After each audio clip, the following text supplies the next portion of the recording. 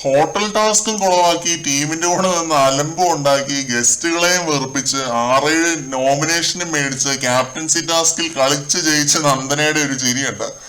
Nomination free ആയതിന്റെ സന്തോഷമാണ്. Hotel task മോശം പ്രകടനം കാഴ്ചവെച്ചുവെങ്കിലും ഈ ഒരു ക്യാപ്റ്റൻസി ടാസ്കിൽ തന്റെ എനർജി ലെവൽ കൊണ്ട് ഏറ്റവും മികച്ച പ്രകടനം കാഴ്ചവെച്ചത് നന്ദന തന്നെയാണ്.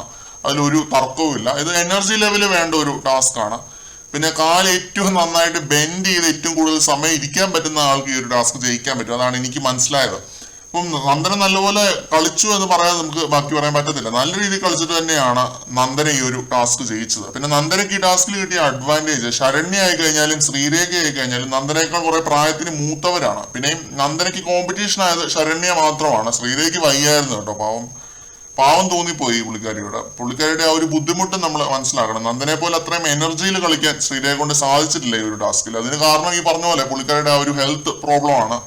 പാരലൈസ്ഡ് ആയിട്ട് കിടന്നിട്ട് പിന്നെ എണീറ്റ് വന്ന ഒരാളാണ്. അപ്പോൾ ആ ഒരു ഹെൽത്ത് ഇഷ്യൂ എപ്പോഴും ഉണ്ടാവും. എന്നിരുന്നാലും പറ്റാവുന്ന രീതിയിൽ ഏറ്റവും മികച്ച പെർഫോമൻസ് തന്നെ പുള്ളിക്കാരിയും കാഴ്ചവെച്ചു.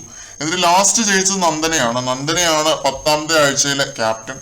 നന്ദന ആ ഒരു സ്ഥാനം അർഹിക്കുന്നുണ്ടോ എന്നൊക്കെ ചോദിച്ചാൽ ഇല്ല എന്നേ പറയാൻ പറ്റത്തുള്ളൂ. ഈ ഒരു കാര്യം 1 വീക്ക് പെർഫോമൻസിന്റെ അടിസ്ഥാനത്തിലാണ് പറയുന്നത്. തികച്ചും എന്റെ പേഴ്സണൽ അഭിപ്രായമാണ്.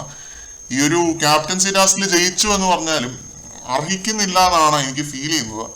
കൂടുതൽ അപ്ഡേറ്റുകളുമായിട്ട് വീണ്ടും കാണാം.